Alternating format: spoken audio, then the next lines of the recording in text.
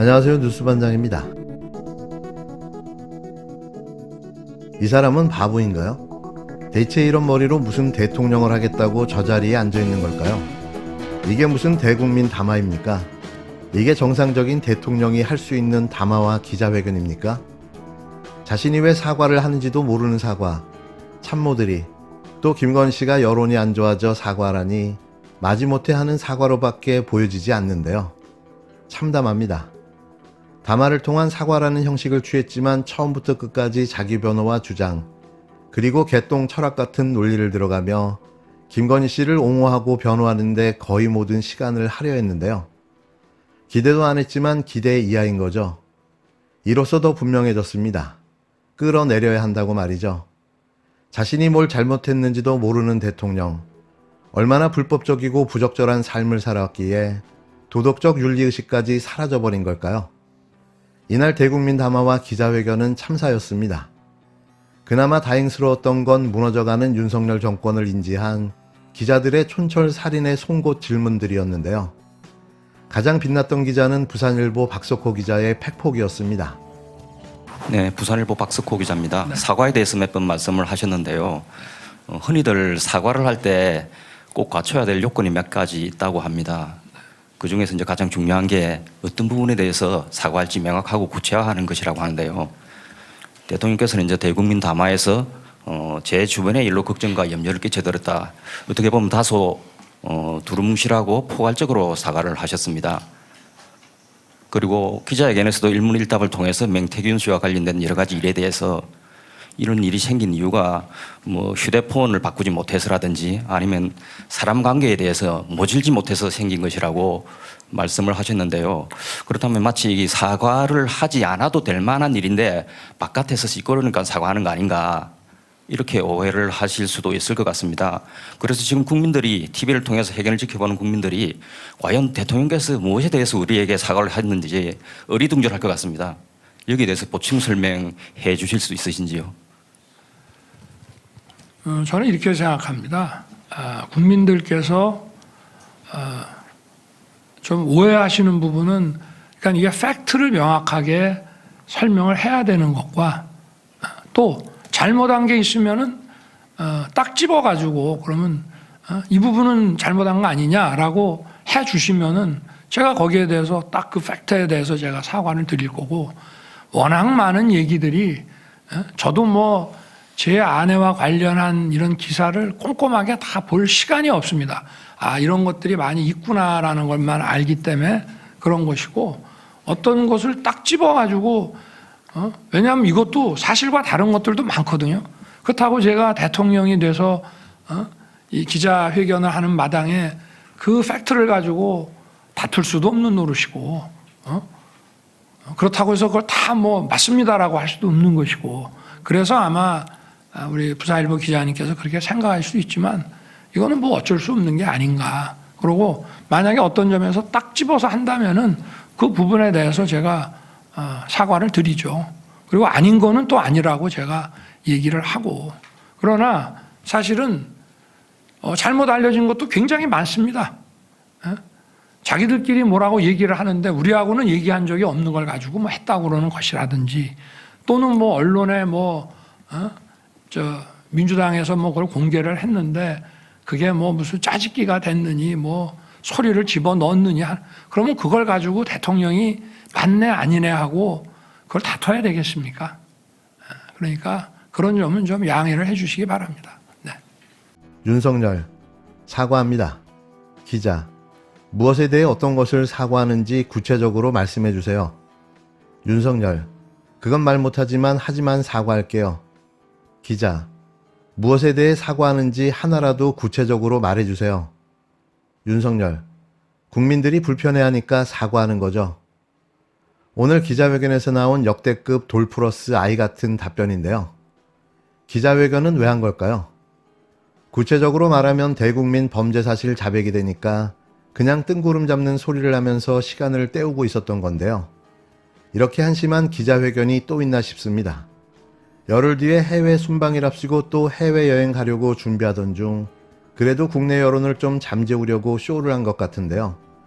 하지만 이번 간담회와 기자회견은 국민들의 더 큰 분노를 만들어내며 역풍을 맞을 듯 보입니다. 이날 기자회견에서 윤 대통령은 아무런 생각 없이 떠들어대다 자신도 모르게 두 가지 사실을 자백 아닌 자백을 했는데요. 이건 꼭 짚고 넘어가야 할 사안인 듯 싶습니다. 첫 번째, 누구 꼭 좀 공천해주라고 그렇게 사실 이야기할 수도 있죠. 라는 대목에서 자신이 공천 개입을 할 수도 있다는 사실을 자백했는데요.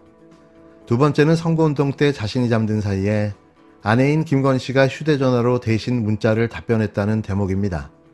이건 타인 사칭에 해당하는 행위인데요. 불법이라면 불법인 거죠. 상대방은 대통령 후보와 문자를 주고받은 줄 알았을 겁니다.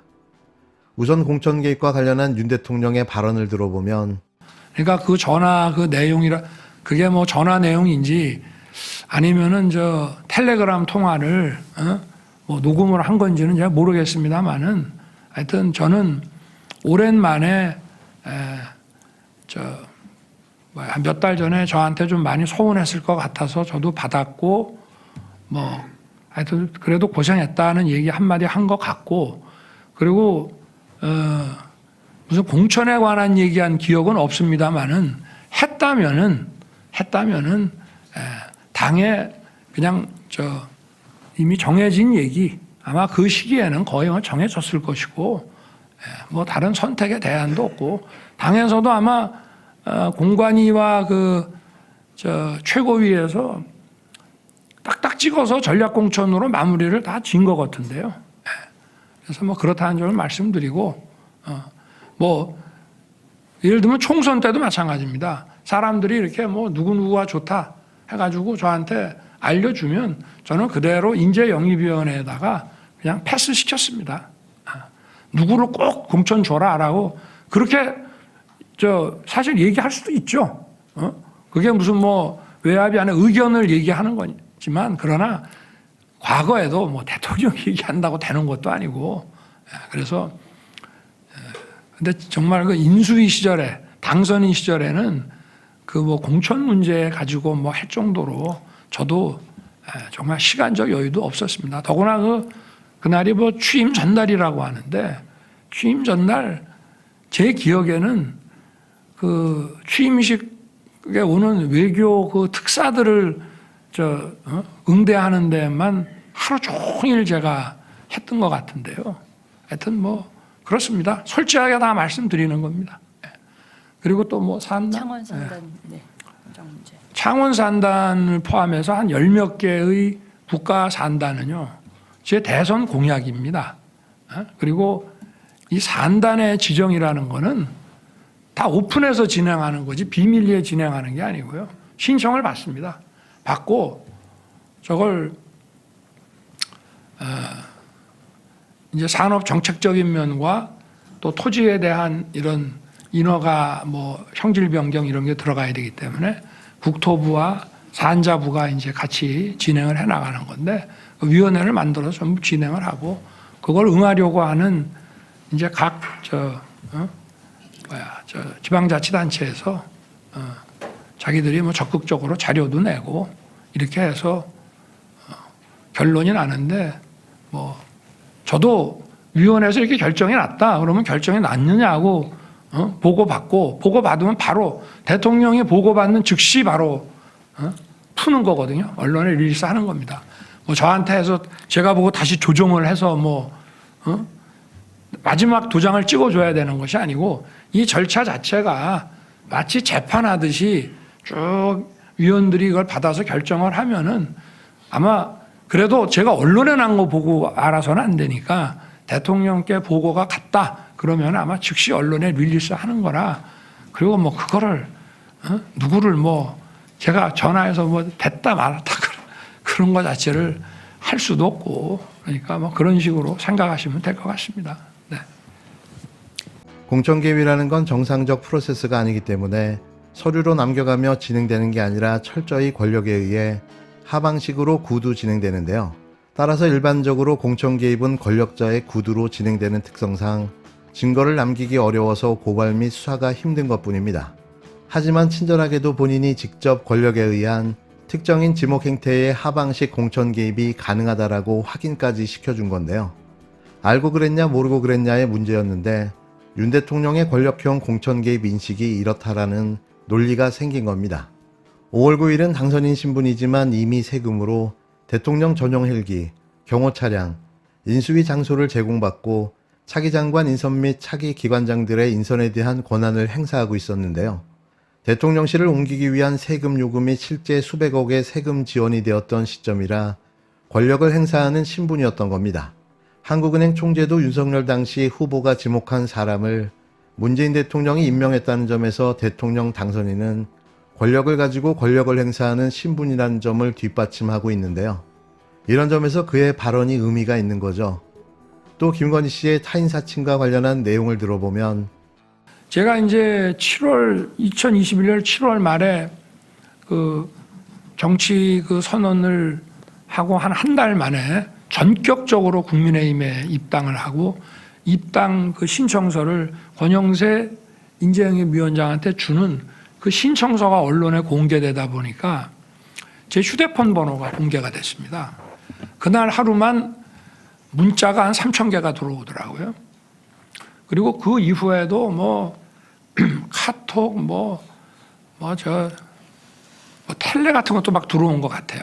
저게 뭐 이름이 저장 안 돼도 막 들어오는 것 같은데, 그래서 저는 이제 하루 종일 뭐 사람들 만나고 뭐 여기저기 막 다니고 이제 지쳐갖고 집에 와서 쓰러져 자면은 아침에 이렇게 일어나 보면 5시, 6시인데 안 자고 이렇게 엎드려서 제 휴대폰을 놓고 계속 답을 하고 있는 거예요. 그래서 미쳤냐? 지금 잠을 안 자고 뭐 하는 거냐? 그랬더니 아니 사람들이 이렇게 지지하는 사람들 또 뭐 이런 것 좀 잘해라 하는 사람들이 있는데 고맙습니다라든지 뭐 잘하겠습니다라든지 잘 챙기겠습니다라든지 아니 뭐 답을 해줘야 하는 것이지 이분들이 다 유권자인데 아니 이렇게 자발적으로 문자가 들어오는데 거기에 대해 답을 하는 것 같은 그런 선거운동이 어디 있냐 그러면서 잠을 안 자고 완전히 날밤이 바뀌어가지고 그렇게 이제 했었습니다. 일반적으로 잠든 남편 대신 답장을 할 때는 제 남편이 지금 주무시고 계셔서 제가 대신 답변 드려요 등 상대에게 자신이 타인임을 반드시 확인시켜줘야 하는데요. 이건 일개 개인이 아닌 공인이기 때문에 더 확인해야 할 내용인 거죠. 하지만 만일 자신이 부인임을 밝히지 않고 유권자들에게 답변을 남겼다면 대통령 후보자를 사칭하게 되는데요. 또한 당시 윤석열 후보자 본인의 경우 부인이 만약 본인을 사칭했다는 그 사실을 잠에서 깨어난 직후 인지했다면 즉시 당사자들에게 해당 사실을 바로잡아 알려야 합니다. 물론 야당의 대선 후보 신분으로 대수롭지 않게 생각할 수도 있는 대목인데요. 누구는 검사를 사칭했다는 이유로 20년 전 사건으로 재판을 받고 있습니다. 그런데 야당의 유력 대통령 후보자를 사칭해 문자를 보냈다면 이건 범죄가 안 되는 걸까요? 여튼 오늘 벌어진 이 기괴한 국민 대담쇼와 기자회견은 윤석열 대통령과 김건희 씨에게는 최악의 악재가 될 듯합니다.